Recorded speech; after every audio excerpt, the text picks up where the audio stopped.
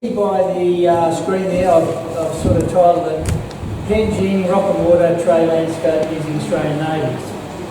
And that's what I'm going to try and do.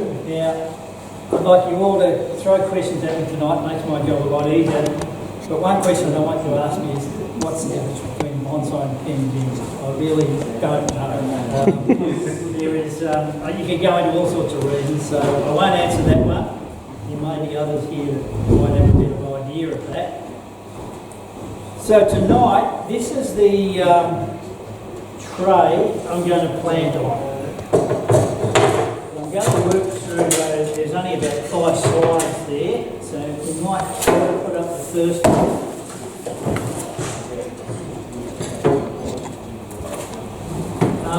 So that's the tree after it was collected. Date on there, August 2019. So that's this tree here. It was collected up around the Ballarat way.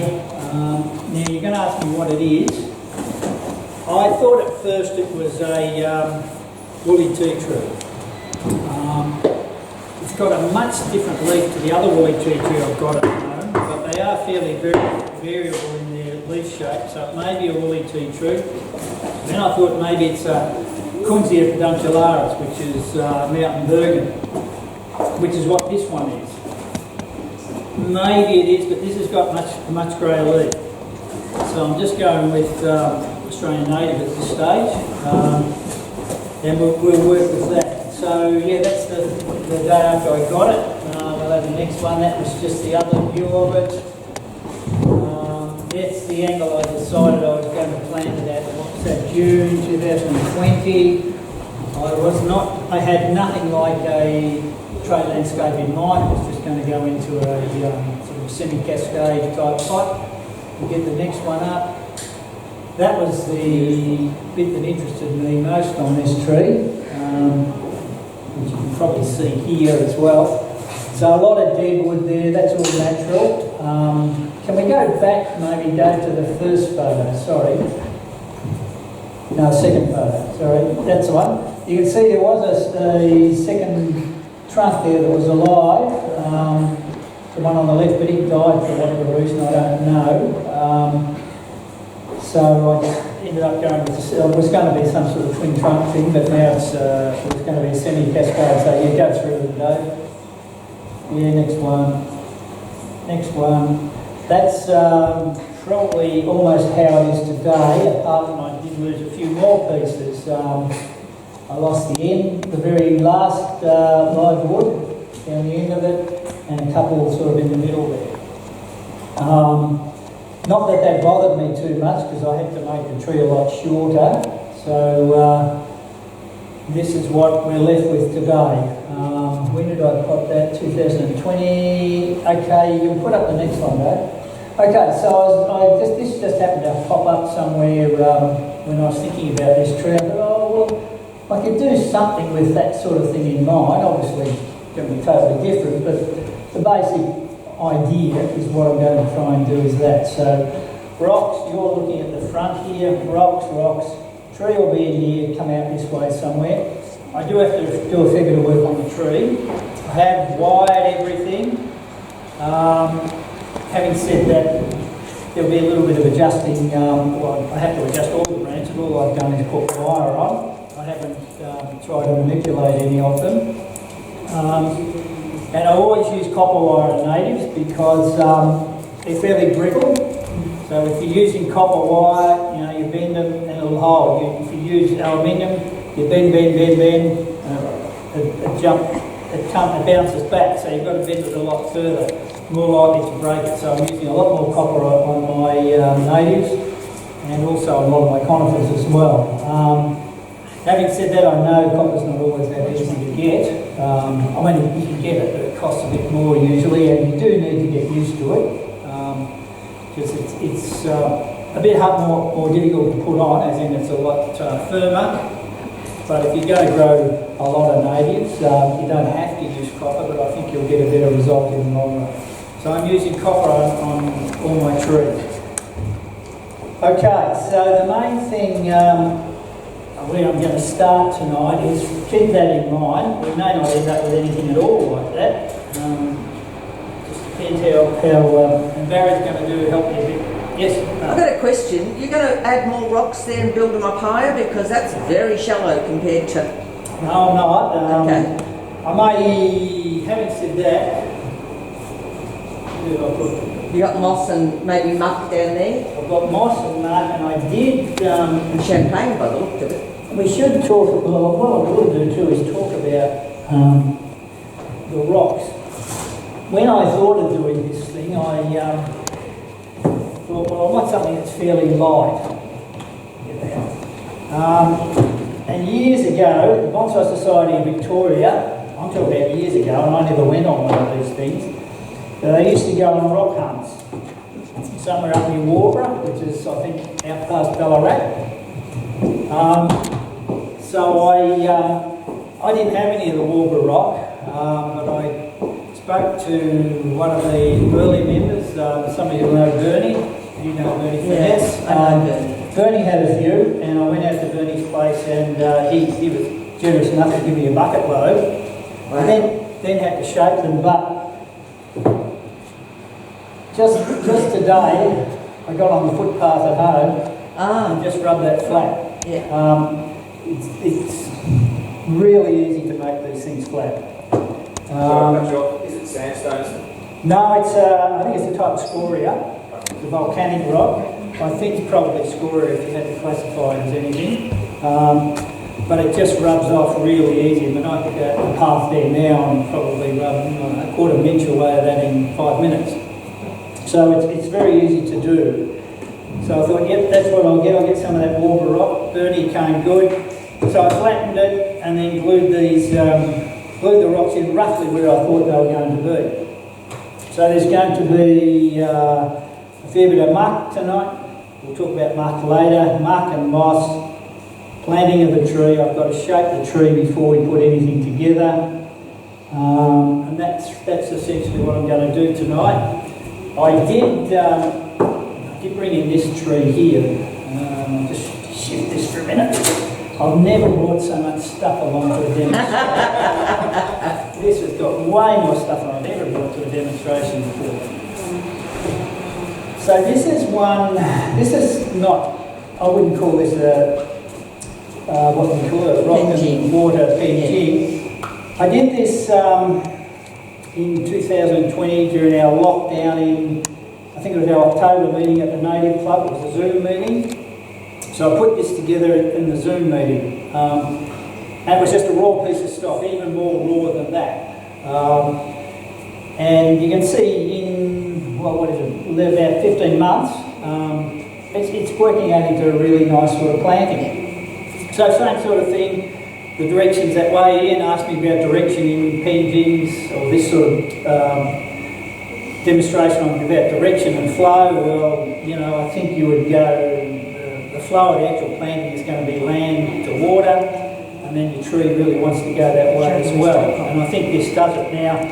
This one I sort of had I wasn't even thinking of Penjing when I put it together. It was really going to be a tree that had fallen over a dry creek, essentially. That's what I tried to put together with this one. Just give Tracy's pot a mention. It's in a pot by Tracy Francis of Marambone Ceramics. I'm glad Tracy's not here because I am seriously considering cutting that there, lowering it down so I can see that. I know you won't like that, Val, but that's essentially what I'm thinking I might do. I joined Val too. It's not hard to cut these things with an angle perfect the way it is. Well, no, well, it's a lovely pot, but you can't see into that sort of stops you seeing in part of the planting.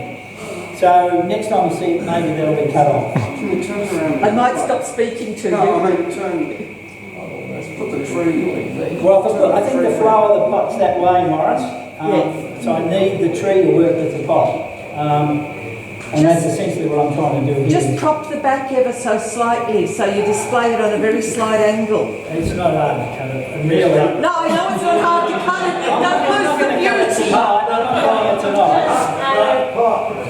It's so So It's bark, it's beautiful. well, no, look, it's not that hard. I'll get an angle grinder and I'll cut it okay. And seriously, you put a little bit of texture colour on top, you won't know I've done anything to it. But it'll have lost How some many of of your its pots have essential. I done that Yeah, to? that's all right. They weren't nearly as good as Tracy's pot. Look at it, it's well, so I'm thinking beautiful. of doing that anyhow. So you may or may not see it cut next time. I was pretty firmly I would until they'll sort of come on off the head. No, I think I will. But there's always a good reason for it. You know, I want to see into that. I'm not doing this to. You'll see into that if you put just a little block under the back, just Yeah, but I matchbox do that size. and the trees are all on the right. No. Oh, I see. Yep. So You didn't have to go up that The much. main thing is the Tiny. tree. The pot is. Oh, look, I love the pot. Now, I would not have bought it. I think it was quite expensive. It would have been. So beautiful. This when I bought it, and I don't want to go too long on this because we've got a fair bit to get through. I bought this at the Waverley show at 3 p.m. on the Sunday. So they shut 4. So this tree was on the sales table all weekend. It was standing upright. So it wasn't as if I dug it, I think it was dug out at Val. Val was kind enough to let us dig a lot of trees out on the property she had up at Seymour. She no longer owns it, so don't bother approaching her to go and dig anymore. It might have been Josh. I think it was Josh who dug it out and decided to sell it. Well, he's had so many. Yeah, but I think maybe he didn't realise. I mean, the thing that attracted me was, that dead wood, the root. I think it was. Of course, he realised. It was probably up at a different angle. Yeah. But I thought, 3 p.m. on a Sunday, you'd think this sort of thing would normally have gone. So I was lucky to pick it up. Yeah, but the top hadn't all been done. Oh no, none of that was done. It was Yeah. just a wild piece, Yeah. well, not even as. It was more wild than that. Yeah. So it was a wild piece. So, you don't have to get the shows early. So as long as you come to the native one, I don't care when you send to pay your money over, but just come along at any time. We might stick this over on the trolley now. All right, so that's sort of an Australian version of maybe what I'm trying to do tonight. And as I said before, I don't really know the difference between I'm sure there are differences between Penjing and bonsai. If I had to talk about it, I'd say, well, there's generally Penjing are a lot less refined. Well, I wouldn't say less refined with the folds, but they don't have big solid pads. The Japanese certainly don't do plantings like this on a white tray. They would have a pot that sort of works in with the tree in some way. Quentin, Yeah. where do you get the trays? Okay, that's the next thing I wanted to say. This is the tray before it's had to work. This one clearly I put rocks on, I've drilled some holes in, I've put some wire in. So this is what they are. I think they're meat trays, old meat trays from a butcher's that was closing down. Having said that, and they're sort of plastic stuff, but I've had some out in the sun for many, many years. They don't seem to have degraded at all, so I really don't know what they're made of. I think I've got about 4 or 5 of these. I know Morris and Mark down here have got a couple. This one, I don't know what the club wants to do. The club can have it. They can either raffle at auction or whatever you want to do tonight. What do you want to do with that? So that can be auctioned off at the end of the night or raffle. I don't care what you do. That can go over on the table. I have another 4 or 5 of these, and this is the first one I've ever used in 12 years, so I don't think I'm going to miss it. All right, so having talked about all that, muck. Talk about muck first.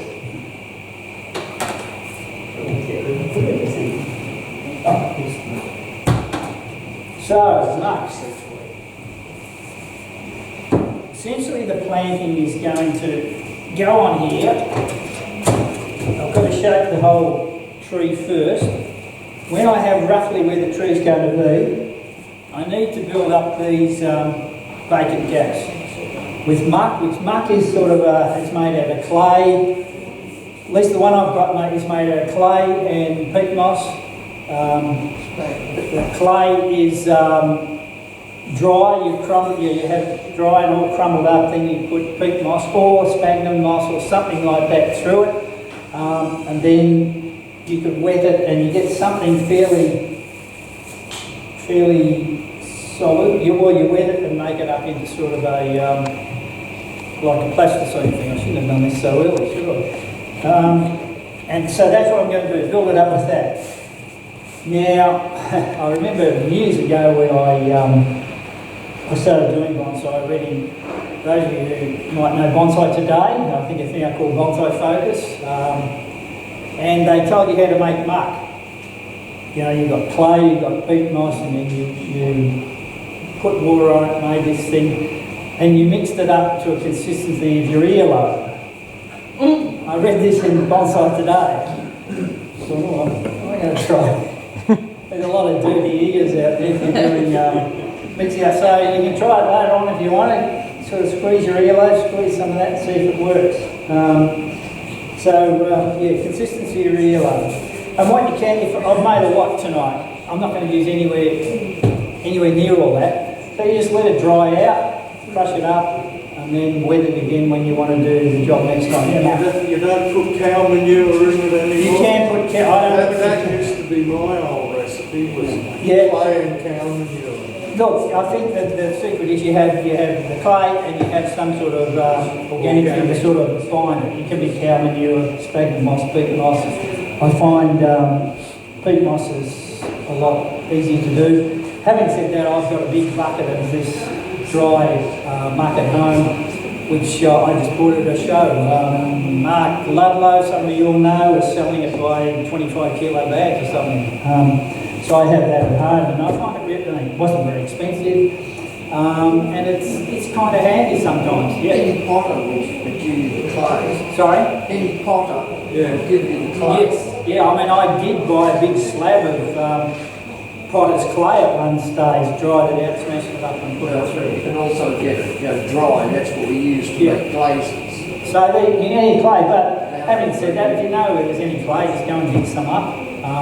Let it dry out, put your peat moss through it, and it is really good. If you've got a really awkward planting that's really, you've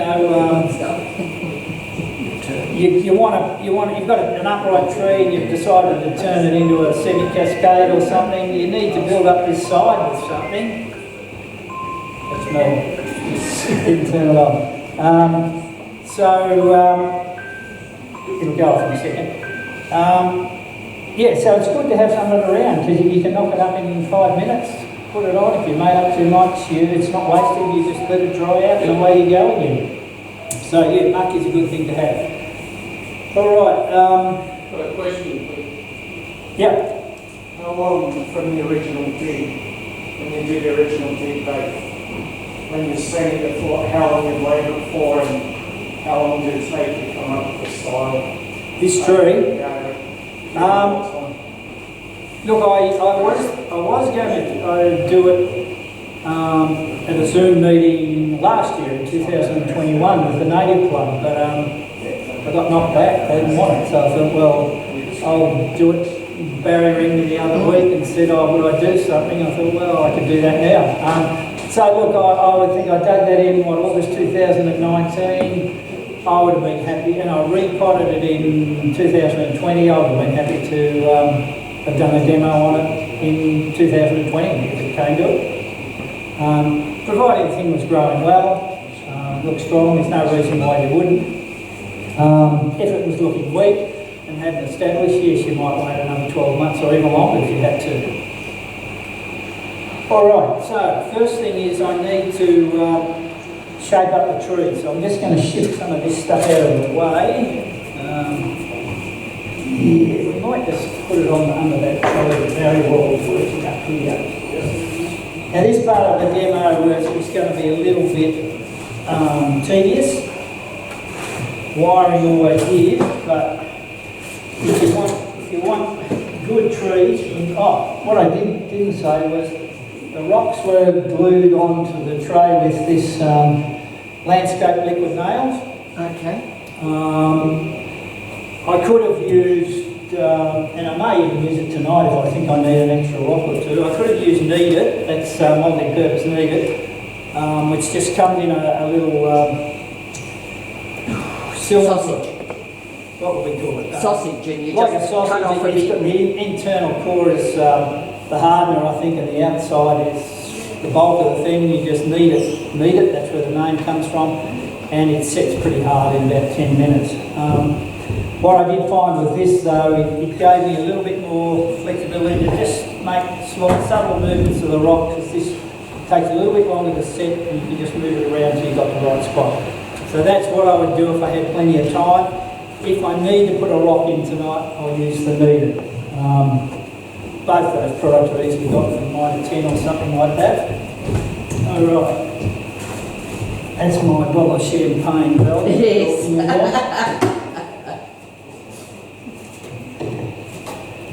That's the towel for Barry and I to clean our hands with it after we've been playing around with the muck. Quite nice. Okay, this is just the pot so I can get the right angle.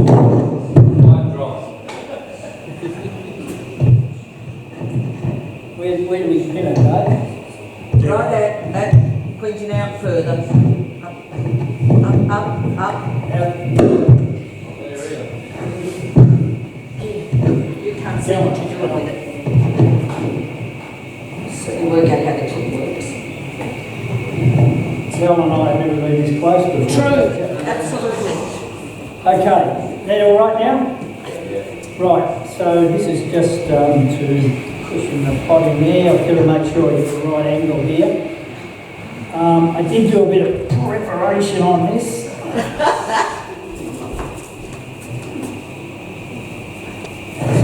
So I put this piece of wire in here to give me the vertical angle. That's going to be my front. I think that's where I want to be.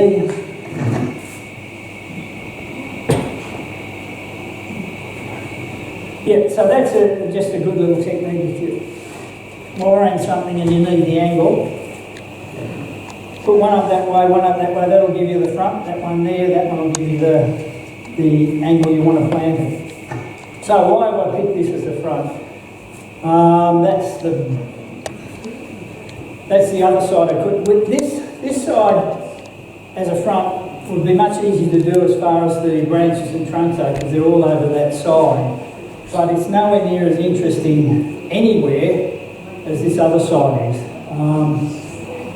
As you go through bonsai, you'll probably often, and I see it a lot here at workshop nights, you ask people where the front of their tree is, and they'll give you an answer, and then you kind of ask them, well, what was your criteria for picking that front?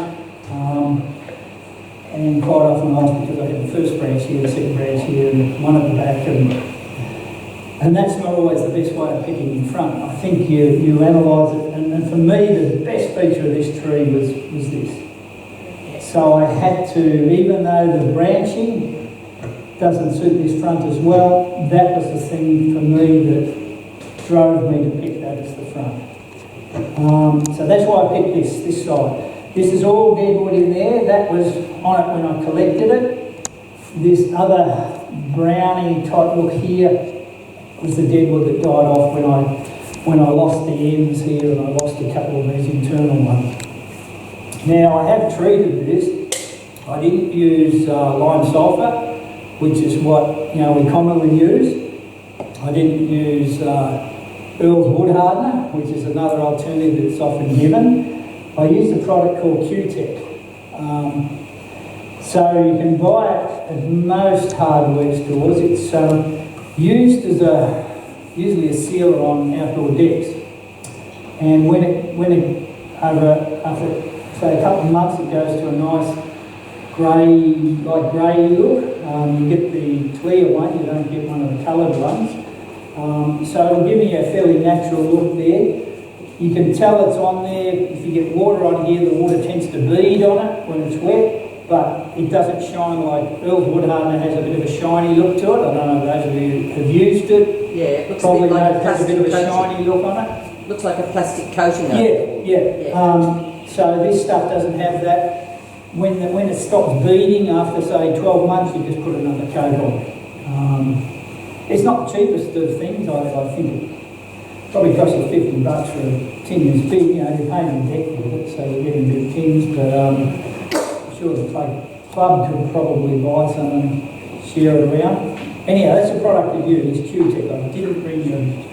Well, I only had a small plastic thing that was decanted into, so I couldn't show you the... Quentin, is it just a Q and the... No, it's K-U-T-E-C, I think. Thank you. K-U-T-E-C. Well worth trying to get on. Easy to put on, much more easy to put on than lime sulphur. And you don't have to put a colouring in it to dull the colour down at all. So I really think it's worth trying.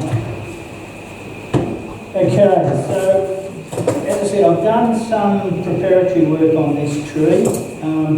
I always find when you're doing a demonstration, do the work on the dead wood first. And on the dead wood I'm talking about on here is really just shortening back some of these long spars that are on it. So I'm just going to break those off. You can see on here I've got sort of bits of wire, that's about the length I want, that one, etc.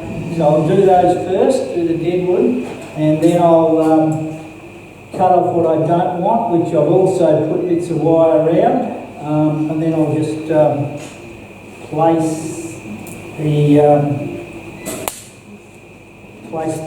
branches where I want them.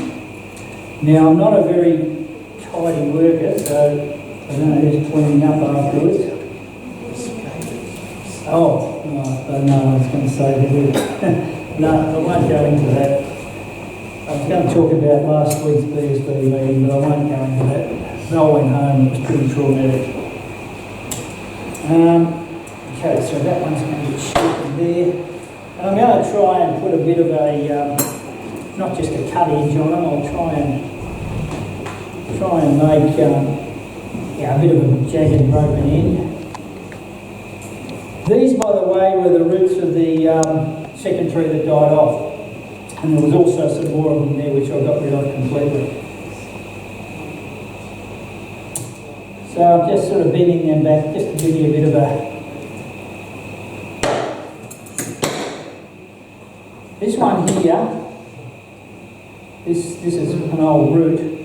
I'm going to take that heavy bit out altogether because it does a nice little kink up through that smaller piece. So I'll move that all together, and so the focus, if we looked at that, would be on the little kink.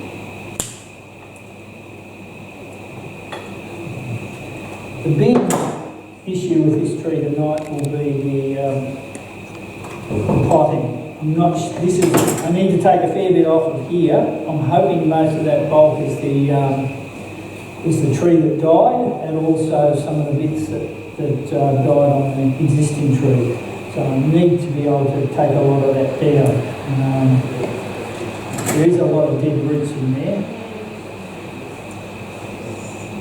So you always do your work on the dead wood first, and then you can, I might go back later on when I get home and shorten a few bits and pieces, but essentially what I do tonight is what I want to do.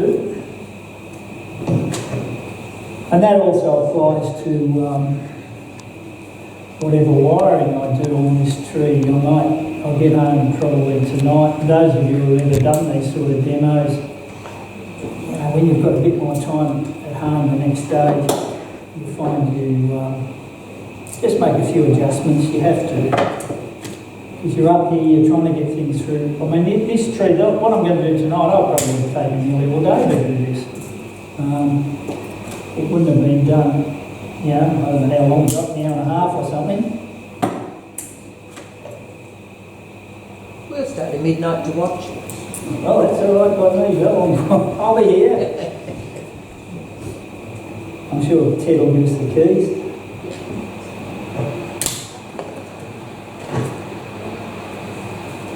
So why am I cutting off at these points? Probably because I just felt that's where the tree was.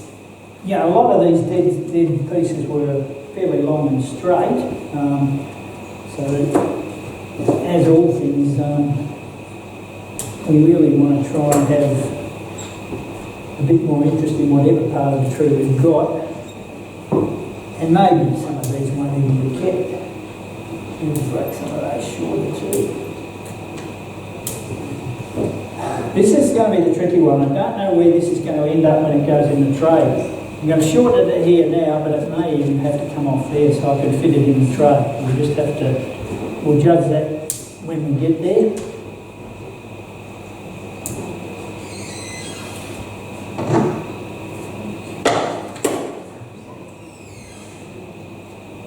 So once I've done this dear wood, I've cut off all the live bits I don't want. I'll start placing the branches, and that's the time when you're going to have to ask questions, because it might get a little bit boring at that time. Look, I think, I have pre-wired this, but I think you have to be prepared to sometimes just put up with watching someone wire a tree, because I know a lot of people don't like wiring, but I think it's very important. I think you'll see that the people who have the better trees put a lot of time into wiring most of their trees. I won't say everything they do, but most of them. So I think the deadwood is pretty much where I want to go with it now. Now I'm going to start removing some of the branches. I've put pieces of wire around. I'm getting rid of this bit because it's just too far out and too big and too long. Look, I might cut it a bit short and perhaps use some of it for a gin. May not, but it can stay there for tonight. Obviously, I haven't treated it because it's just been done. But we might as well at least strip it back.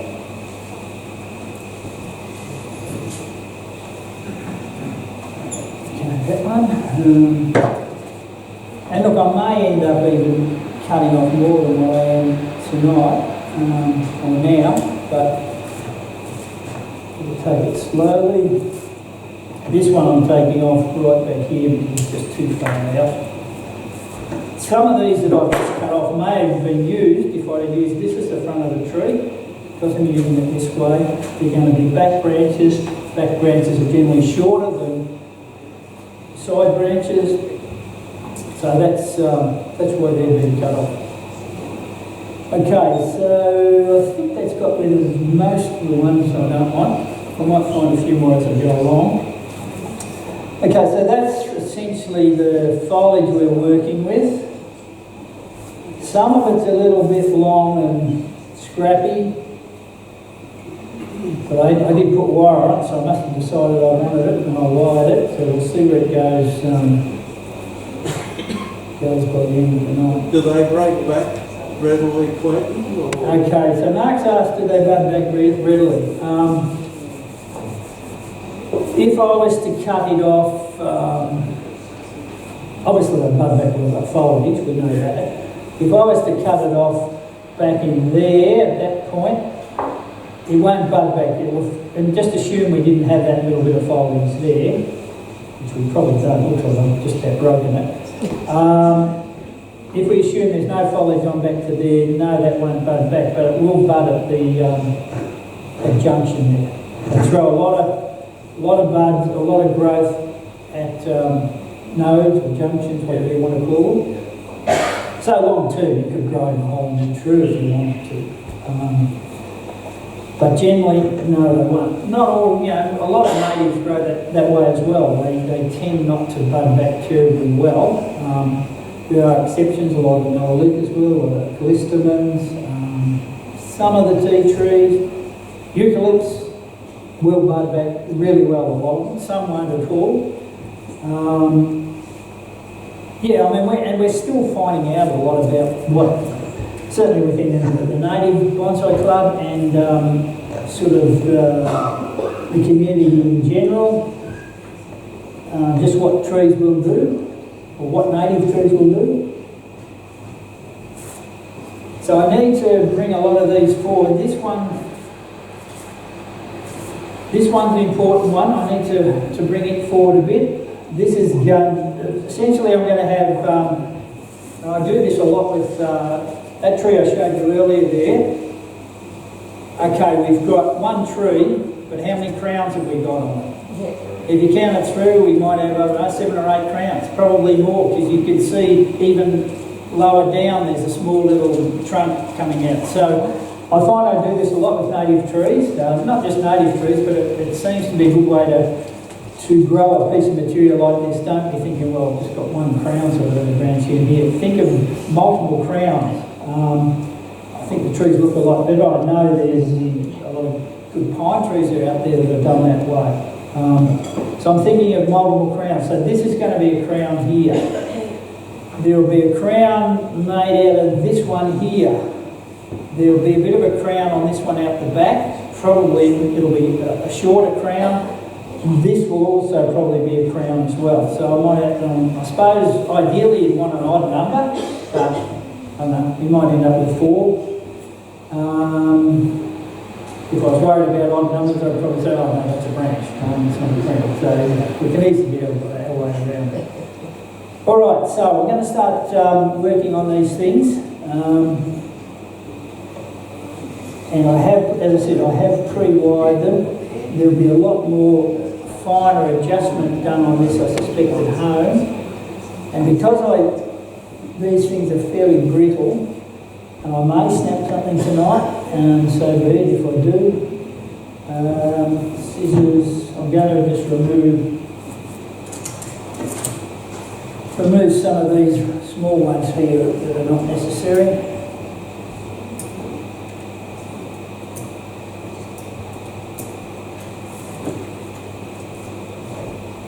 Overall, I'm still looking for probably the highest part of the trees here, and then come down here somewhere. This is going to be you know how you used to read about, I think the Japanese term was sashirida. You all know heard that term? Some of you heard of that term? The branch that gives you the direction of the tree. It's the one that basically, sometimes called the indicator branch. So if I had to say on this tree, this is probably really going to be the indicator branch and the indicator trunk, if you like, this one here. Throwing the direction out that way. Gets back to what you were talking about, Ian, direction and movement. You know about sashirida. Have I got the right term there? Close enough. Close enough. Pronunciation not great, but that'll do. So sashirida is really, we'll call it indicator branch, or branch that gives you the direction.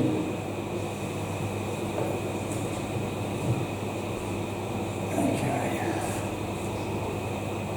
I mean, there was a nursery will know. Yes, I knew it as a nursery name. Sashirida, that was called. And a potting mix, they know. Was that on his potting mix or something? At one stage or other. And that's where he would have got that term from.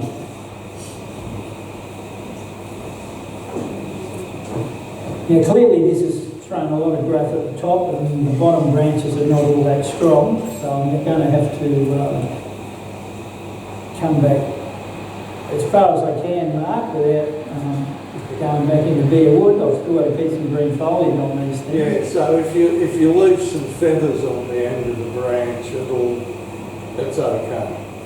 Yeah, it may bud. Even if I leave feathers on the end here, it may not necessarily bud there. Yeah, but There's some chance it will, but it's not a guarantee. So you can see it's going to be a little bit time consuming. I'm sorry, you'll just have to put up with that.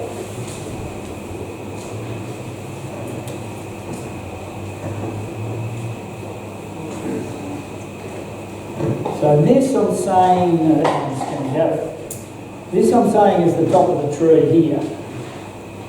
And I don't have much there, but I'm pretty confident it'll throw buds there and there, which I can make into branches later on. So if we looked at my original example that I'm trying to copy, that would probably be done with a Chinese elm, which it's probably a lot easier to do that sort of thing than this species, because we know the Chinese elm is just going to bud everywhere. But I'd give this 12 months, It will have filled in a lot. That one there is only 15 months, and it was a similar sort of bulb as how this one's going to end up tonight.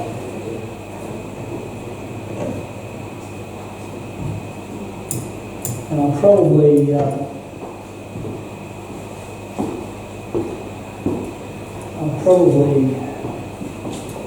shorten back a few more by the end of the night here.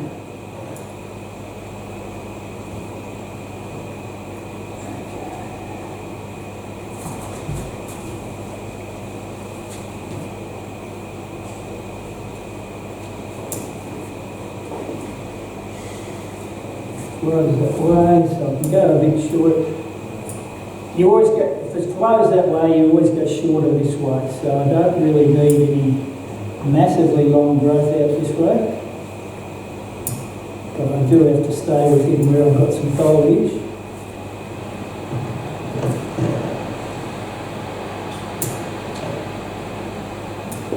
Now these really fine branches here are just too small to wire at this stage. But over the next 12 months I can put some really fine wire. This size wire is a gauge called 18. Way too heavy for those small ones, but you can get a gauge, I think the club might even have one, I might have grabbed it, or you can get a gauge 25, which is really fine. But really, I don't think you really want to put much of that on if you can help it.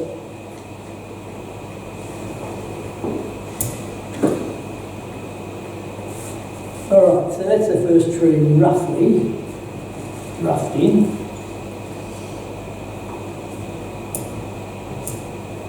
I was talking about the Japanese we do the years before. They're not like that at all, of course, but those of you who have been around long enough would have remembered Hiro when he used to come out here. Hirotoshi Saito, his name was. Hiro for short. And he used to run a lot of workshops. I mean, he put the wire on that one. He used to run a lot of workshops, and he ran the workshops pretty much like most other demonstrators do. You know, you've got 8 people, 8 tables, each with one person on, and each doing a different tree. So he would start off, say, at this table where Ian is, and then at the next one where Rosie is, and work his way around. And then he would eventually come around the first time, but then go around the second time for the 3 hours until the whole workshop was finished, and everybody left with a half decent looking tree. So I remember one day, and Hans not here tonight, so I can have a bit of a joke at his expense. Han was doing a workshop, and there was a young guy, Chris Hansen, next to him. Probably none of you will know Chris. He didn't really stay in bonsai for very long, but he was quite talented. Anyhow, Hans here with one of his twisted pines. You've all seen his pines that he ties into knots. Chris was working here on a pretty nondescript blue cedar. So the way Hiro used to work, he would say he's come to Ian's the first one in the group. So he's gone to Ian and he'd say to Ian, okay, what do you want to do with this tree? And Ian would say, oh well, I'm going to have this tree here, this will be perhaps, this will be perhaps, etc. And Hiro would say, good idea, but. And he would then proceed to turn it upside down, pick out a few branches, do a little sketch of what he expected you to end up with on the night, and then Ian is left with, well, yeah, I've got to do that, and Ian would start wiring up the tree and removing the branches that didn't fit the design. So he's worked his way around and he's come to Han, you know, what do you want to do with this? And Han said, oh, I did this down here, and I did this, and I just this is all very strong. So he's then moved on to Chris, and Chris has got this really nondescript blue cedar. Quite tall, skinny, no taper, a little bit of not second trunk, but a branch right down low. And Hero's done his usual and he's asked Chris what would we do, and Chris has gone through the routine, and Hero said, oh, good idea, but then decided, did a drawing, tipped it upside down, did some bends and he sketched into it, gave the sketch to Chris, and that's what Chris had to do. And Han, when Hero's got around to about where Barry is, the next person, Han said to Chris, oh, you sold me that tree, I do this, I would cut this off at the first branch and go with that. And Chris has said to him, well, how much would you pay me for it? Han said, $400. Chris, I could see Chris's mind, $400 drawing? $400 drawing? He took the $400 and ran. Anyhow, Hero's worked his way around the group, got round to Chris, where's your tree? Chris said, I sold it. Good idea.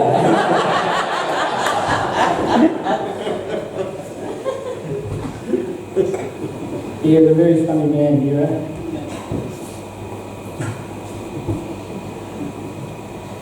Okay, so just a little bit of wiring, and this, I've said to you, a number of you here over different times, how many ends has a piece of wire got? And it has 2 ends, so you should wire it to 2 branches. Well, I haven't done that with this one, so don't be too critical.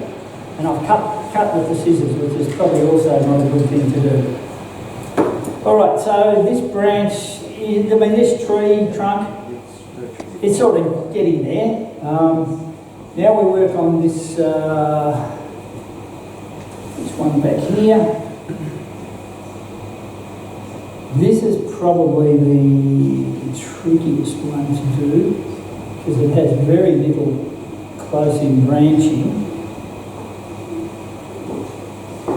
And when I look at a tree, this is my maximum out this end. My maximum out this end is going to be here.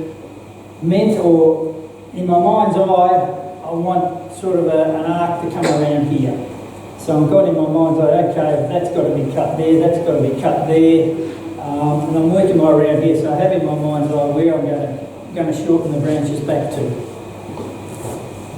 So this back branch, and back branches are very important. In this case, it's sort of a back trunk, if you like. And I want this trunk to be shorter than the other one.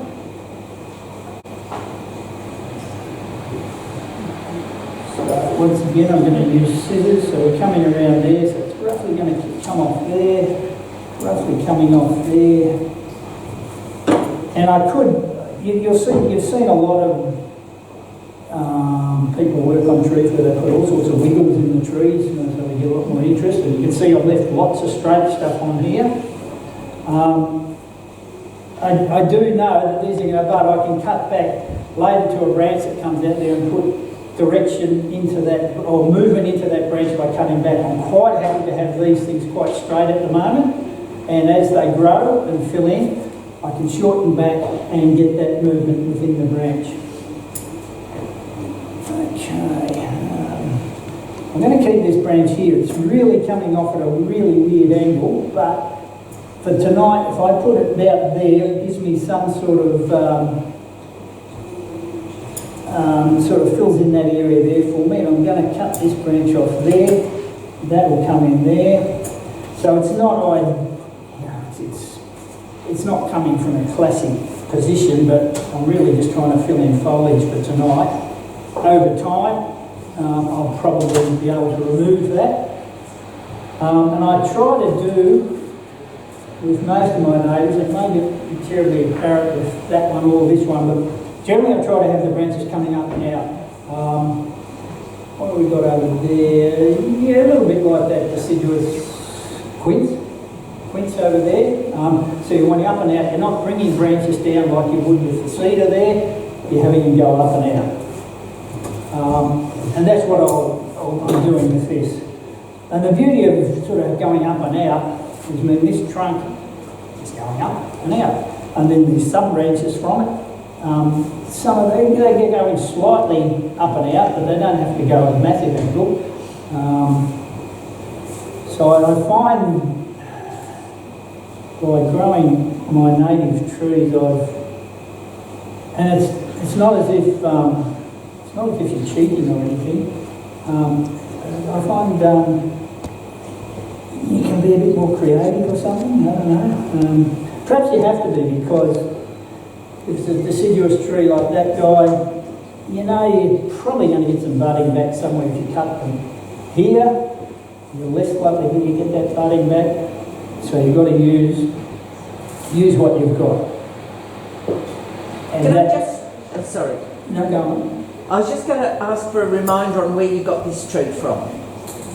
Near Ballarat. Okay. And as I said, I don't know whether it's one of our Quentin pedunculares, which has just come from a different area, because there's a lot of variability in a lot of the natives. They very promiscuous, so They cross. they cross with other ones other Quintias nearby. It does look like it, doesn't it? Well, the leaves certainly do. It's just that it's got that sort of. There's a bit of colour in the bark that doesn't look as much like it. Yeah. So look, I'm not entirely sure Yeah. what it is. Have you seen it flower yet? Yes, it has a white flower. Is it like the tea tree shaped flower, like the kunzia is? It is, but it didn't retain. Yeah, a lot of these things you can tell what it is by looking at the seed pod front end, and you can see little lobes, and if you count the lobes and the shape, it'll usually tell you what it is. This didn't retain the seed pod, so I don't know what it is. Yeah, okay. And I probably couldn't pick it anyhow, if I'm honest though. Okay, we've sort of got that somewhere near where I want it. Really not anywhere near where I want it, but it'll do for tonight. All right, next one to work on. I'd normally work on that next, but I'm just a little bit not sure what's going to happen in there, so we'll work with this guy, and then I'll come back to that with a bit more of an idea.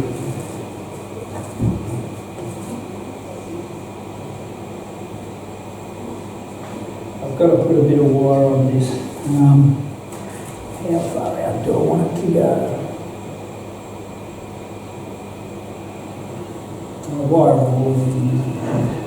So probably what I should have done, I bought 18 thinking that was all I'd need, but ideally I probably could have used a bit of 20. But, Is that a finer one down there on the floor? no, so this is the finest I've got. Okay. The finest I've got. But this will do, you can manage.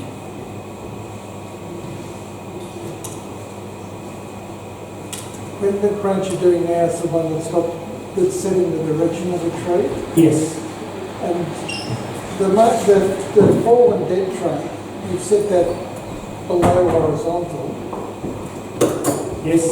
Is this direction branch, is that going to be horizontal or slightly above horizontal? I think it's sort of going to come up and out a bit as well. I don't sort of judge me too harshly on some of these angles at the moment. A lot of things might get tweaked when I get some time with it tomorrow. But yeah, I don't want, Jared's right, you really want to stay away from horizontals and verticals if you can. So the dead trunk from the old tree that blew over is slightly below the horizontal. This branch here, which is the indicator branch, the Satyriga, if we want to use a Japanese term, will probably need to come up, or it could go down. I don't really want it horizontal. It's probably looking a little bit horizontal at the moment. We'll see what happens once I get it fully wired up. You haven't left yet, Rob? Oh, thanks for reminding. He was going to walk out in the middle. I was going to be because he didn't like what I was doing. Cheers. Good night. He's got to go back to Geelong. He's forgiven. And Rob's a friend, so I can say whatever I like about him. He was just waiting for the rain to stop.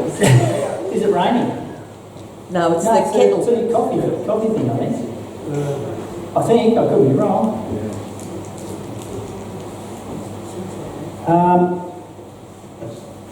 Yeah, so this was always going to be the time-consuming part of the night. Once Barry and I get into just putting the muck and that on, things will move a lot more quickly. So I'll get this planting home tonight. Well, I have got some, I've got my champagne here, so I'll water on it just to get me home. And then I'll probably give it a good soak when I get home.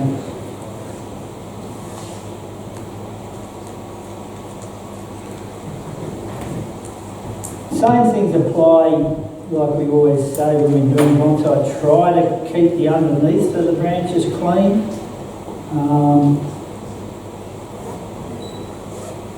You try, and if it's not going to be usually obvious here, you try to only have 2 branches at any one point, but sometimes you can't help that, especially in the early days when you still want the tree lift to, when in a demonstration like this, you want it to look like something, so you leave probably branches that might ordinarily come off.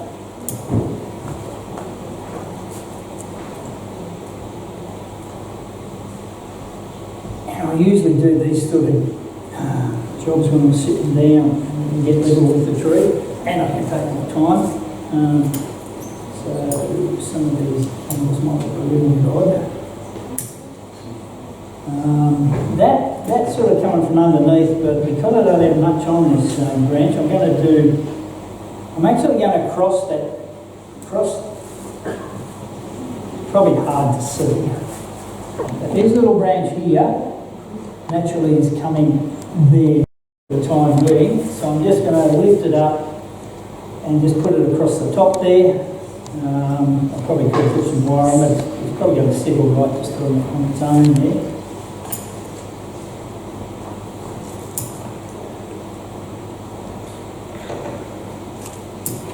I think there's a lot of things that, you know, we're taught to be totally no-nos, and a lot of those things I think we interpreted incorrectly way back when we were learning too. I mean, I was talking to Andrew earlier, Chris Exapapis will be running some demos and workshops at the Bonsai Society of Victoria in a week or two, I think. I can remember I saw him do a talk down at Tasmania Symposium back in 2016, and he'd only just come back from Japan, and you know, he's wiring away here, and you know, we're told not to cross wires, you know, you just shouldn't cross wires. And Chris said, oh, you're allowed to. In Japan they call that crossing the railway lines.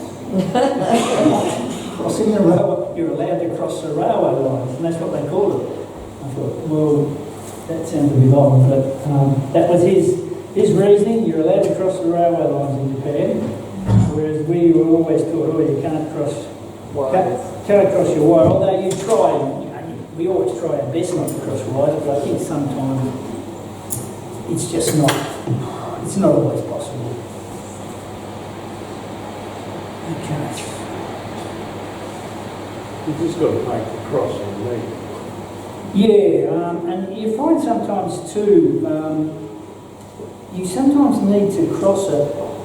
If you've got a really fine wire and a couple of fine branches, sometimes if you cross one of the heavier wire that's on one of the stronger branches on it, it tends to lock it off a bit better.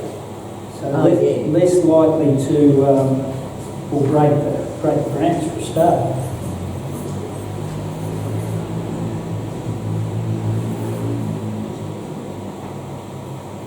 This wire is a little bit heavy for this branch. Wire number 20 would have been ideal. I really didn't think I'd need that tonight, so we left it at home. But, you know, with care you can get away with it. I remember when Ryan Neal was out here, we met in 2019 now, he was taking really heavy wires. He might have had we'll call it a gauge 12 on this, which is fairly thick. What's on it now is gauge 14. So thicker again, and he would take it all the way up here, right to here. And his reasoning was, well, if you can get it out there without breaking the branch, he was going to use less wire overall to wire the tree, and being a nurseryman, that's important, because that's money. So he would take his heavy wires out as far as he could get them. before you had to put another wire. So that one's, yeah, you're right, Jared, so we'll nearly cut it though. Nearly cut it. That branch is a little bit horizontal, so I bring it up a bit there. And I then thought it was okay. Sorry? I thought it was okay, it's above horizontal. It's above horizontal, but it could be better. Okay, so that's that part done. So I don't know where that's going to go. I'll just push it out of the way for now.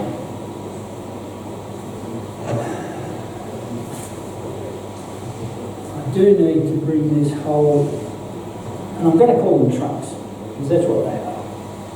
I need to bring that over a little bit.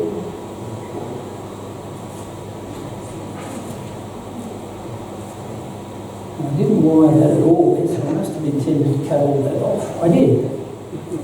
I've got a tag around it. I knew it. There must have been a reason for that.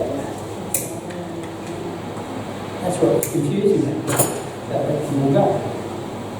So that becomes the top of that tree.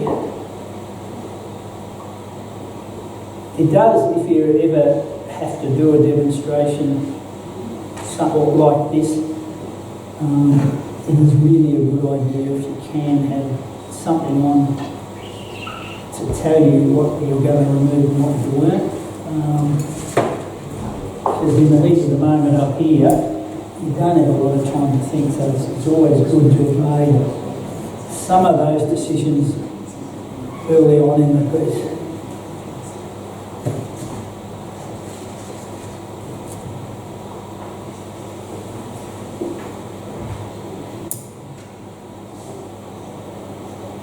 So, how many of you out there are growing native species? I know there's a few native members here.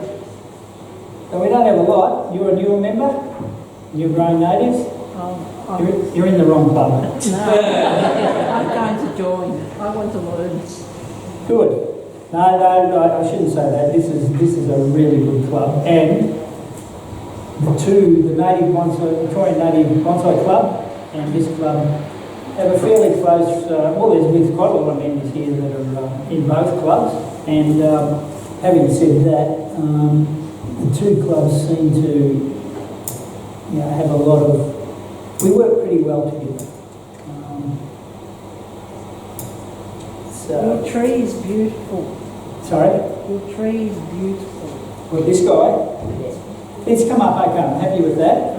It's fantastic. Well, you come along to the show on the 18th and 19th, and I think you'll find some other pretty nice trees there. Clearly I'm biased. I'm the president of that club, and I'm talking it up a lot. But it's a good club, as is this club, and I'm a member of this club too. I'm not just rocked up here as an outsider. They're two very good Victorian clubs.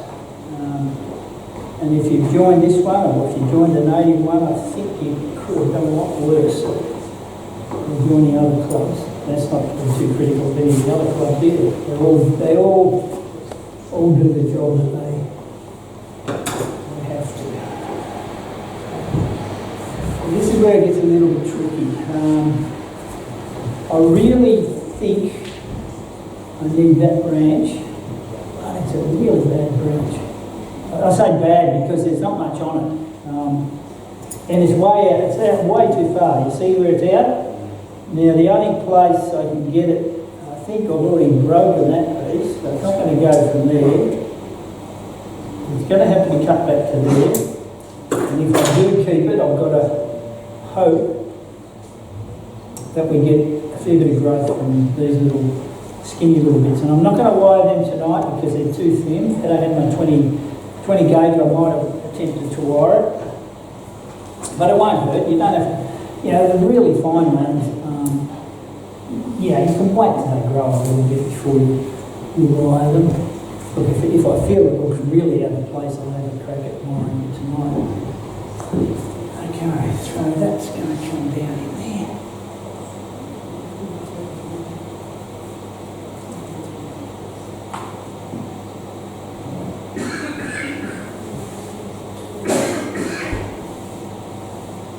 So I've never done one of these tray landscapes before, so I'm in new territory for me. How hard can it be?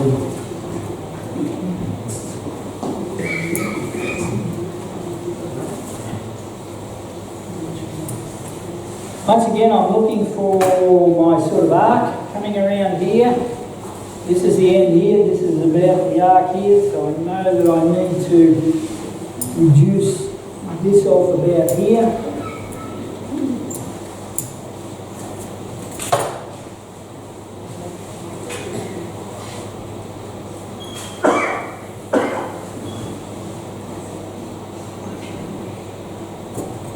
I'm going to take that out. When we sort of, we sometimes have at the Native Club, I'm not just plugging the Native Club for the sake of it, but we do run a lot of sort of critique workshops where we'll have, Val for instance might bring a tree up and the whole group will say, you know, we'll ask for comments, well, you know, and Val will say what she wants to do, and others will say, well, why don't you do this, this and this. So you've got, you might have 4 or 5 opinions. Sorry? You cut it off anyway. Well, we cut it off anyhow, but Ted always says, go hard, go early. So we really whack them back hard sometimes. If for instance, Val was the person who was happy to do that. Clearly she's not happy for me to do that with the pot. Yeah. I mean, what I'm doing now is really just putting the basic structure into these trees. I think Ian asked me last month, we did at the workshop meeting, he said, well, how do you develop pads on melaleucas? And I think you'd seen something where you thought they were wired up from the ends or something. Was that one of my trees? No. Oh, good. And basically you put the basic structure in, basic structural branches.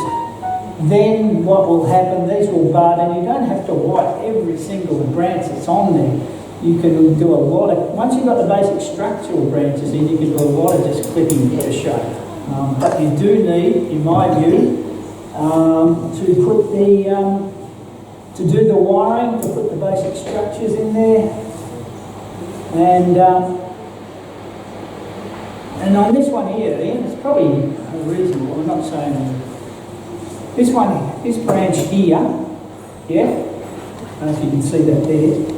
So this is the basic part, this is the basic structural branch of this one. That piece going out there too long, but I'll shorten it back.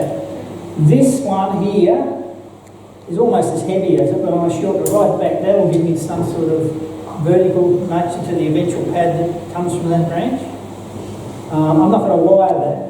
Similarly on this, it's just way too long between foliage, so I'm going to take that out altogether. This one here, I've got foliage there, that will give me a vertical nature to that pad eventually. Not, you know, it'll give you a bit of an idea tonight where it's going, but the outline on that piece there, forget that, that's where the pad will come in here. I don't know how much that shows up on the screen, but that's the aim of that pad. That's got to be shortened back. All right, so I've basically got most of it in there. This, I think, we'll talk about that in a minute. Just need to remove some ugly pieces. That's not too bad. Probably need to shorten that one back.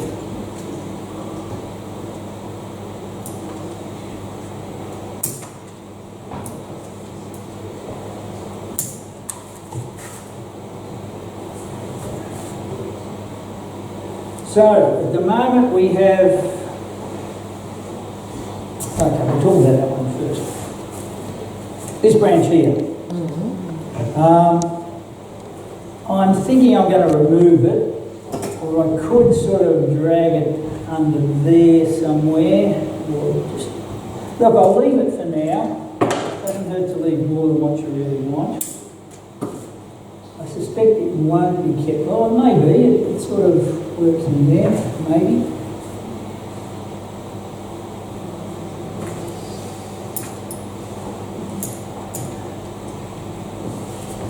we're almost at the point now where I need to put a little wire on that. Now, I've just about, I think, placed everything approximately where I want it. I will spin it around and then it comes down to me, Barry, trying to put it onto the tray. But before we do that, I'll clean the roots out a little bit and just see what we have got.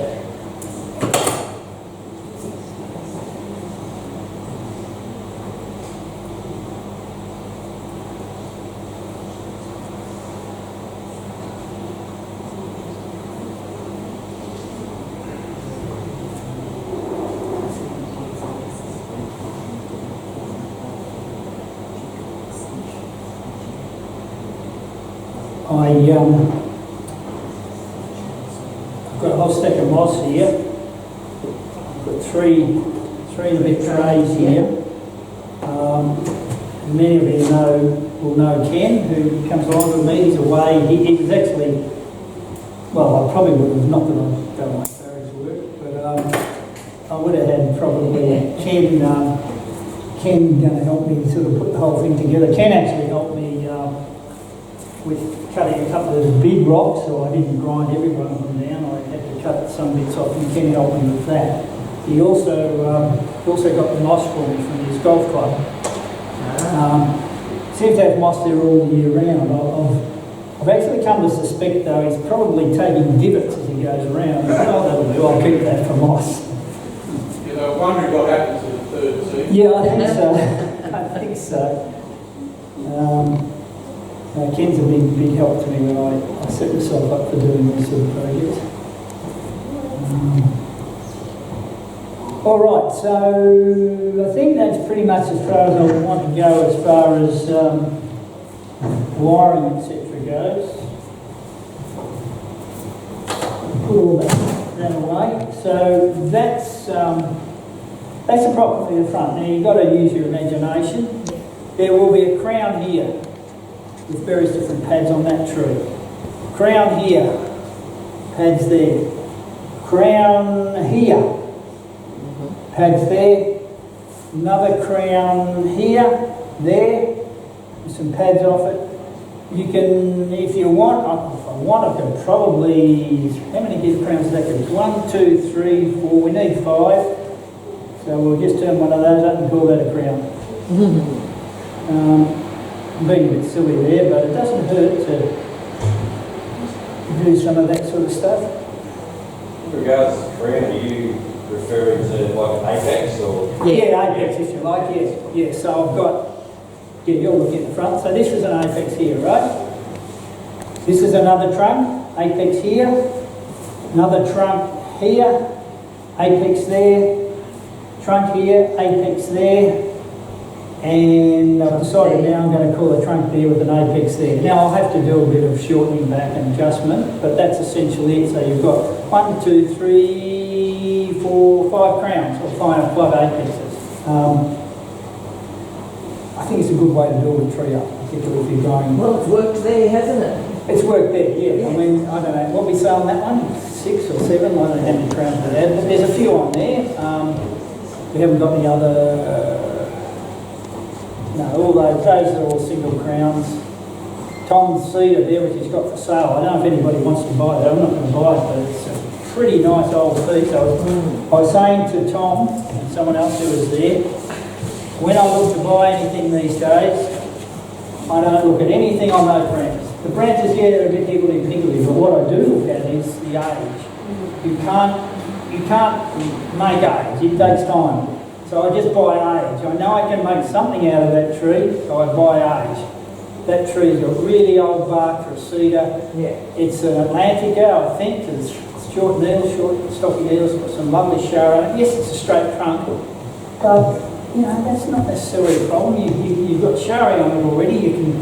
I'm not trying to flog it for Tom at all, but trying to look for trees of age. I think you can't go. I mean, the only real good thing about this tree is this age here. This is really just rubbish up here, but this is where the beauty of this tree is, and that's age. This was all, well, that was all natural. That got produced once I managed to kill off the other bits. All right, so before we start, I'm just going to try and, can I make a mess here? Is that okay, Ted? As long as you clean it up. I am going to make a mess because I've got to rake a lot of roots out. As Val said, we've got to fit it onto that. Can we go? Oh no, you don't want to necessarily. We'll go back onto that Penjing. I'm trying to replicate a bit later. You can go back there now, Dave, just quickly. You can see, Val, there's not some really big high rocks on that. True. True. So that's the sort of look I'm going for. Yep, yep. This is a pot of Tom's, by the way. I think I bought it at the club show probably in 2019. Tom didn't like it. Well, he sold it very cheap. Do you reckon it had slumped? See how it's slumped under there? That was the only reason I bought it. I like that slump. You need to make more crappy pots. And back to clay. Well, I think it was good having the slump. Well, gives you your next pot. It does. And as you know, Val, you know, when you're putting a glaze on the dribbles, some of those dribbles on the glazes are really, really nice. Okay, so I'm going to try and rake out some of this top part here. Then Barry and I'll start trying to put it on. What time have we got? 9 o'clock. How long have I got? Midnight, you said, did you, Val? Sounds good to me. Hey Quentin, why don't you do that and people can get a break for 10 minutes and grab a coffee? Sure. If you want to come And on. buy raffle tickets. All right. Ask any And try and not questions. make too much noise.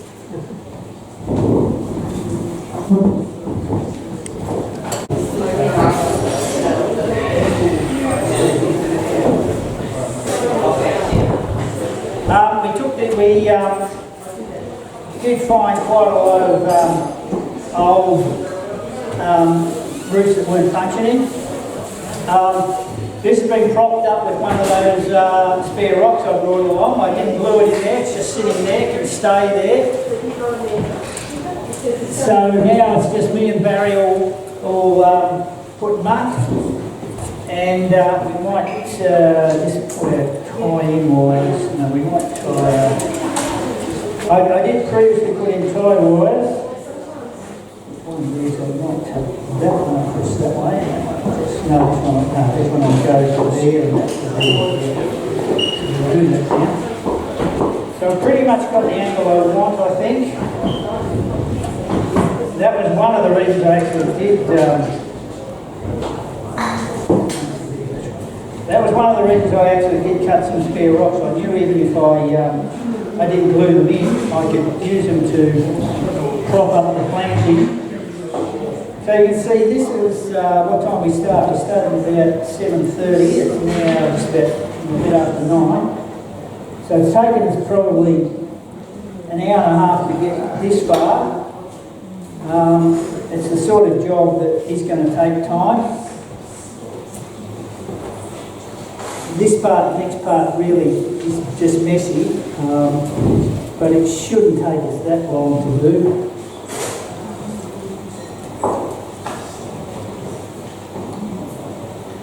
I'm just tying it in place now. It's not hugely...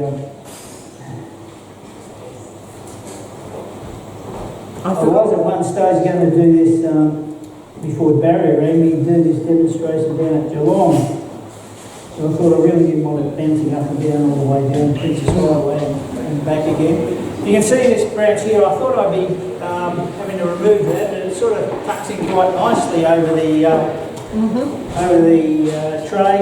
The front is pretty much what they're going to be distributed.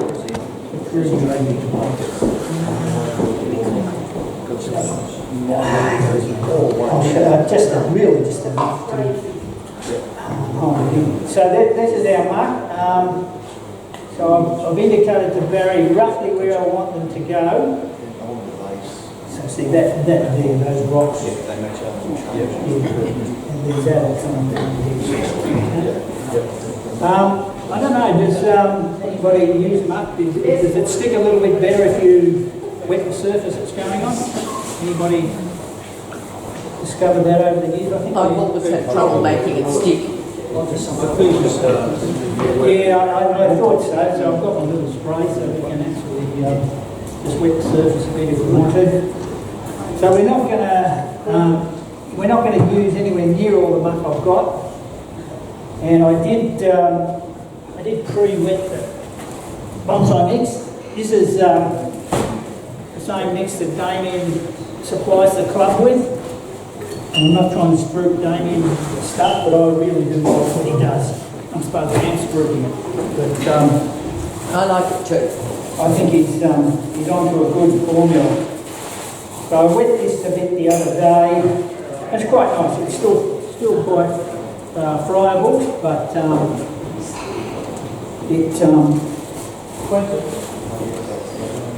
Yep, keep talking to me and I'll listen. Why does it not put the nut down first? To make We have. We're just putting it down now. no, before you put the tree. Because the tree wasn't going to go to where the muck was, and I had to make sure I had all angles right. I'm putting the muck in before I put the potting mix behind it. But yeah, look, you make a good point. I think it kind of depends on the planting. How you do it.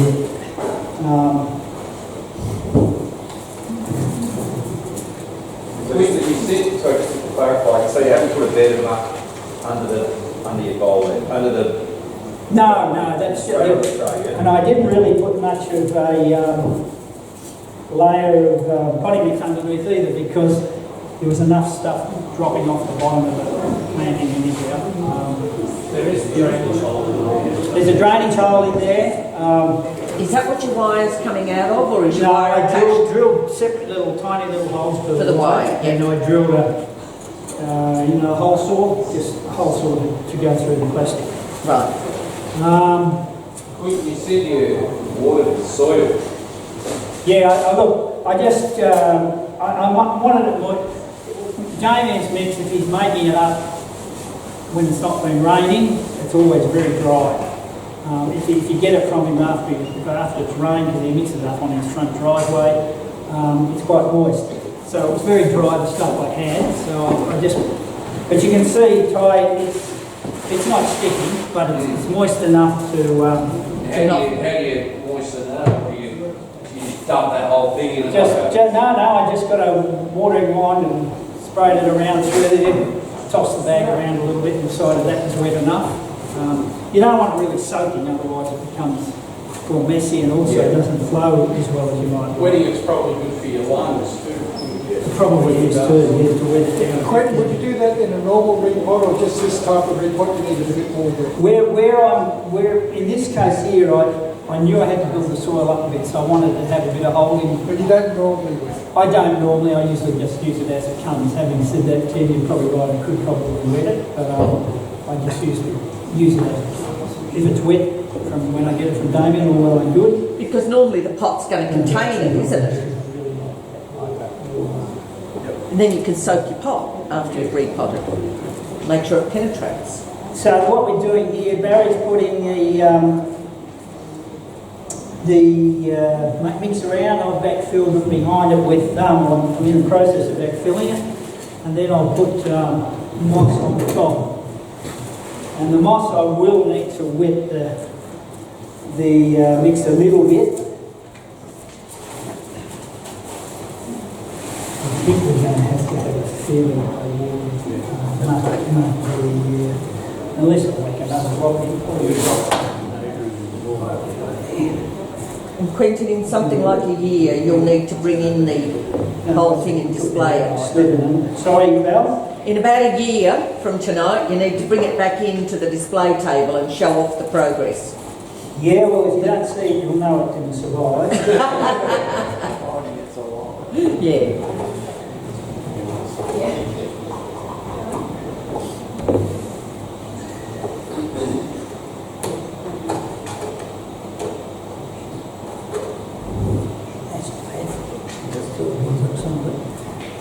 All right, so we're getting there. Clearly here, I'll just spin around. Here's a big area, so I'm going to have to muck that up quite high. and then just backfill behind it. And I find that works pretty well. I mean, ideally, this tray is going to look really messy tonight, but you know, I'll clean it, wash it so that lake area is sort of clean.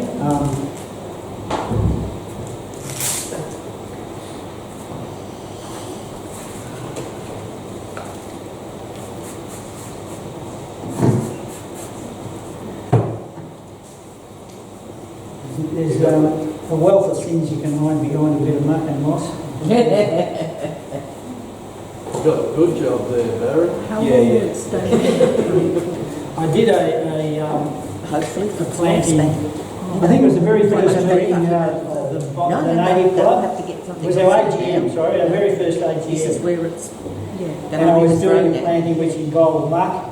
And we had a young kid, what was he, 11, Archie? Yeah. Archie loved coming up, getting his hands dirty. He loved it. I don't think Barry's as keen, but Archie loved it. Quentin said, can I give him a hand? And I said, yes. He said, you'll be mucking. Didn't tell me what it was. Just putting the muck at the back there. Yep. Would you ever consider chucking like rocks or something? I have just put a rock in there. Like higher to... Yeah, I have put a higher rock in there. I don't have any more higher ones there, but yeah, you could do that. I wanted to try and avoid the look of just a solid dry stone wall there, if you like. I wanted some, you know, bits that were moss that was holding it there. I didn't want a solid, as I said, dry stone wall there. That was the reason I didn't go around the back there. But I suppose being around the back I could have done, but that was the reasoning I didn't do it. What sort of moss did you use? Just moss from the... Moss from the golf club. I don't know what it is, but it's quite a nice moss. It's getting a whole lot of little weed seeds coming up there, so I'll probably use one of the cleaner ones first.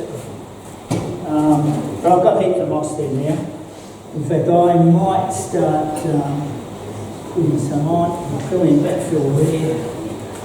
The beauty of the muck too is, you know, you can backfill behind it and you just push it in a bit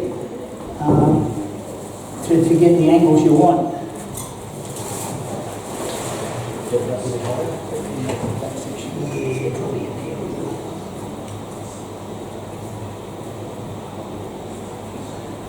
So, there's really nothing I've done tonight that none of you couldn't do. It's muck is easy, gluing your rocks to your tray is easy. Okay, you need a tray, but you can buy a big flat pot. You can even do Velmake's informal trays. That could also work. That's not one of Bell's, but that's an informal tray if you like. There's nothing magical. Yes, you've got to find some good material, and as I said, by age. I'm not saying you can't do that sort of thing with it. Well, you could. You could put that tree in a planting like this. Obviously, it's not going to be a falling over the water one. It's going to be an upright one. But so there's nothing really that's been done tonight that you can't do.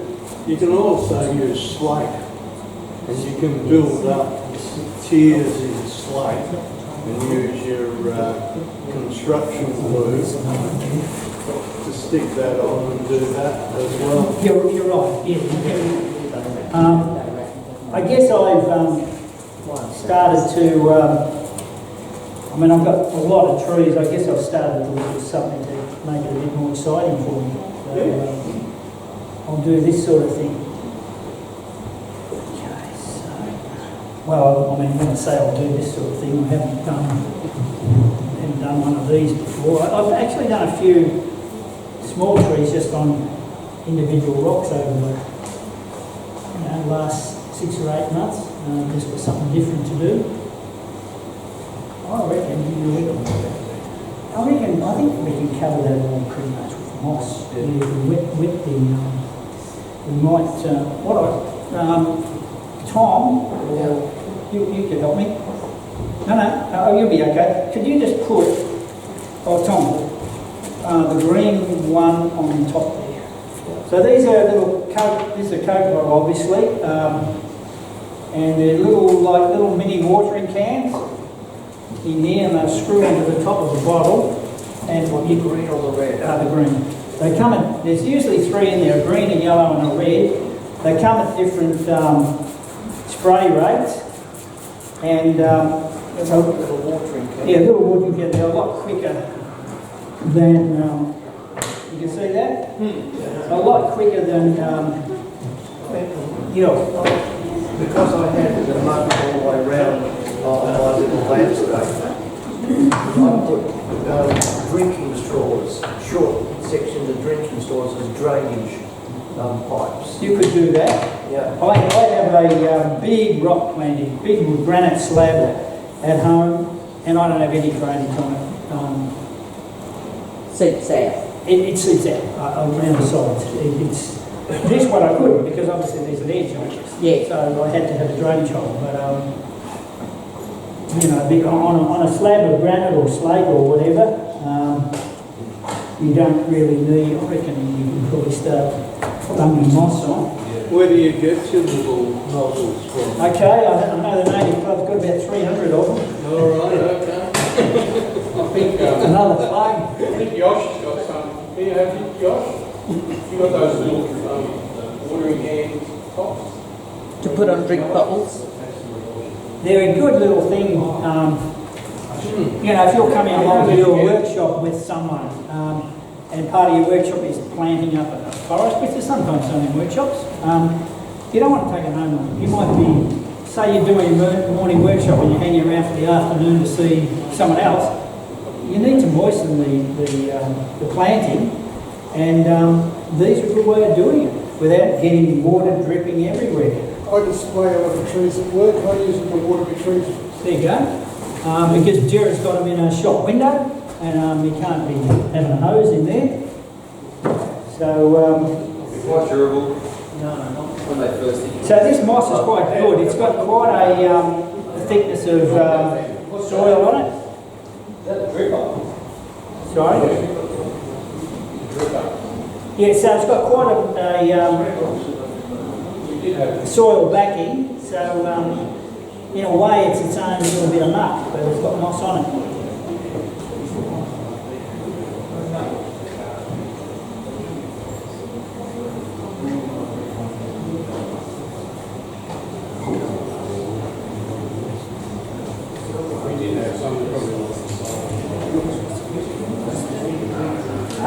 I know Andrew Ward, some of you will know Andrew Ward, he had a whole hundreds and hundreds of them which he was selling. Yep. He may still have some, I'm sure someone in the club would have Andrew's details. He could be contacted, and I'm sure he'd send them over. I think we sell them for about $5 for a pack of 3. I'm not sure what Andrew sold them to us for, but they weren't expensive. And they're just great little things to have. But we will have them for sale at the show on the 18th and 19th. If you can't get them anywhere else, we will have them there.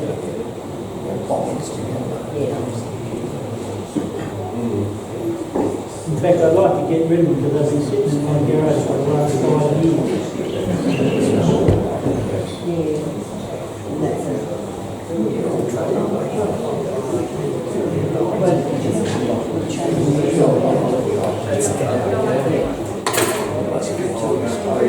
So I'm probably going to try and cover the bulk of this with moss. I quite often don't try to do that. I think it's good to have a bit of what will I call it, open space or just stones or gravel. But for this planting, I think we've got a lot of stones in there anyhow. I think by having the moss it'll just set the thing off better. If we cover pretty much. Trouble before the soil washing into the tray every time you water it. Yeah, well, and that will happen for a while too, until things start to establish. But you're right. And if you look at the tray now, it's pretty messy. In fact, it's not as messy as I thought it might If be. you have a really good covering of moss, it's going to hold it in It place. will hold it. Yeah, you're right. All you've got to do is keep the blackbirds at bay. Yeah, you're right. They will have a feast. I will have to think about where it's going to go.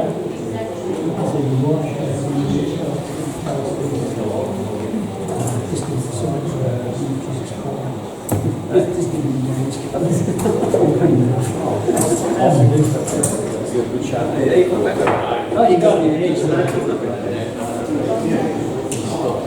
I mean, I've done a lot of things here tonight which are probably not right. I've cut my wire with scissors and stuff like that. But something more.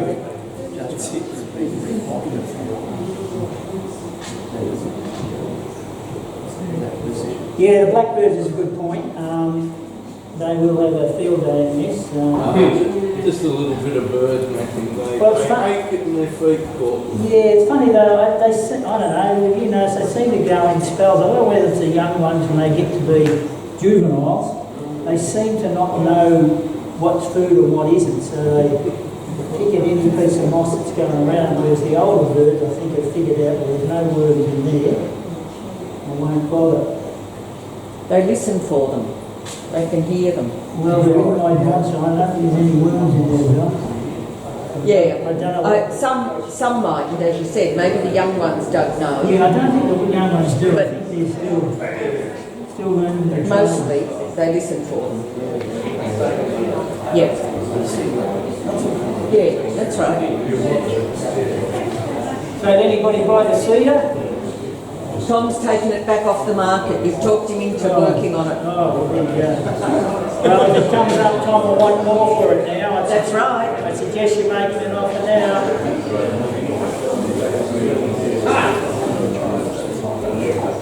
There's this one that's also about that.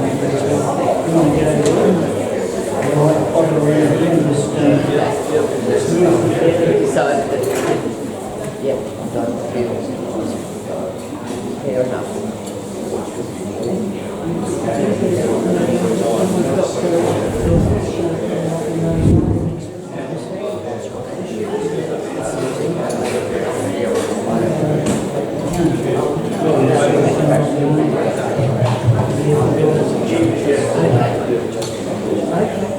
You might be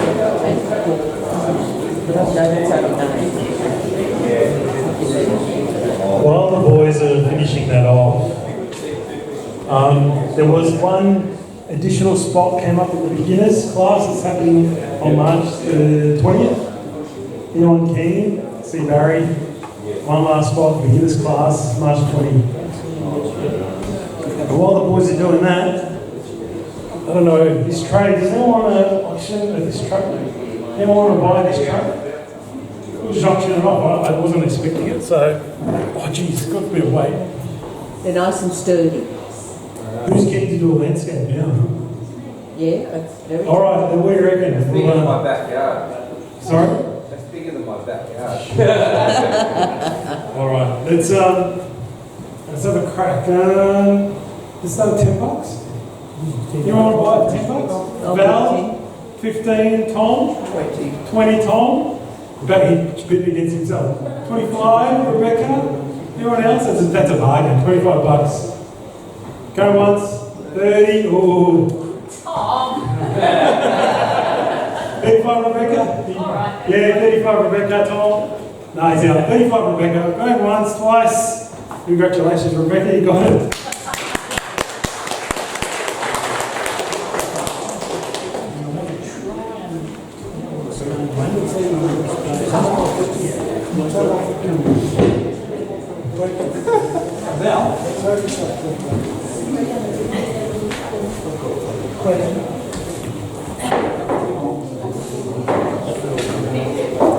Sorry. Do you plan on putting any figurines? The beginner's workshop. Yeah, I knew that would come up.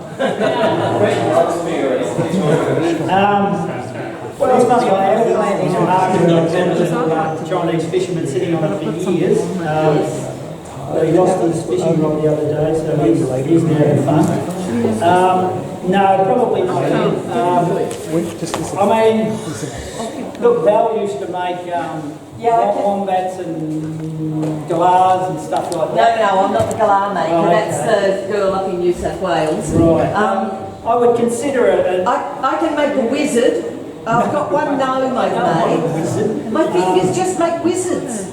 Look, it's a tricky one. I tried to make a kangaroo and a wizard comes out. Being neighbours, I'd like to put a native, you know, a wombat or a couple of kangaroos or something. Sorry? Which? Yeah, Bark canoe, well, but it's sort of, on this white tray, it's more my vision of what the Chinese Penjing is something. Sort of fixed between two. So I think no Got a figurines. few trees to dig out. I think no figurines. How are we doing?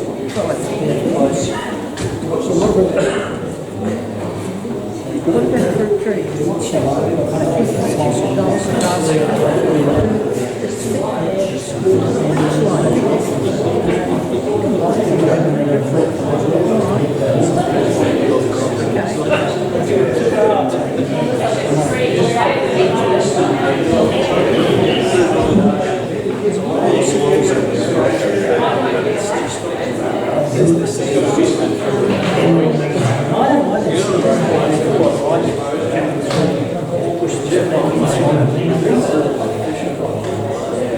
All right, look, I reckon apart from a good clean up tomorrow of the tray, and getting rid of the excess dirt and stuff, it's probably just about as far as I want to take it tonight. What I might try to do is, if I do tweak any more of it tomorrow or over the next few days, I might just send this photo in, Dave. Stick it in the newsletter. Might just squeeze a little bit in there too. No, a little bit Peat Moss. Okay, well I reckon we're just putting the finishing touches on. Oh, well that's not bad, 2 hours. So that's it. I think pretty much I'm reasonably happy with that. As I said, it needs to fill in a little bit. And I need to make some adjustments to it. But yeah, we got there. So thank you, Barry, for your help on that. I won't try and clean this tray up because I'm going to have fingerprints all over it. So there's a lot of bits of dirt and potting mix and stuff in there. But yeah, so that's it. Ken's not here. He deserves a lot of thanks as well for helping me do a lot of the prep work on it. There's for Ken. Maybe he learned how to turn his computer on that. Bit unlikely knowing Ken. Okay, so that's it. So thank you for your questions and attendance tonight. It's worth having a go at something. It doesn't have to be on this scale. You can go smaller. We got the original one today. I know it's nothing like it, but the vision sort of something like it. So that's the sort of thing. This tray is probably longer compared to the tree that that is. Obviously it's an oval tray, but essentially, you know, that was the vision, and I'm happy with. And when you look down on this, because you're looking down on that one, so when you look down on this, you can see the similarity more. Oh, I think this is a better tree. The general layout, yeah. All that dead wood. And the original tree. And yes, well, that's Did you get that black hot stuff when you first put it? Oh, that was sort of that. I think it's just a messy stuff. It's a forest, you know, the black sort of Yeah, the black with the pimples or whatever it is. pimples on. Yeah. Rocket pot. There was a guy. What's it called? Rocket pot. Apparently. I know we were selling some at the Native Club. We don't have any anymore. It's like the Native Club again. Probably a forestry place might have them tied. If you really wanted some, I could ask the guy who was bringing them along to our club if he's got any. How many do you think you want? I can probably, I don't know, bring them along here to the club and they can sell you a pot or something. I don't know. I mean, is it a pot? Do you put it together? What is it? I think it comes in 2 halves and you get a little sort of skewer that ties the 2 ends together. So when you finish playing, just pull the skewer out and pull the 2 sides out. Yeah, so it comes in. Get your hand out of the photo, yeah. Yeah, I got it from him.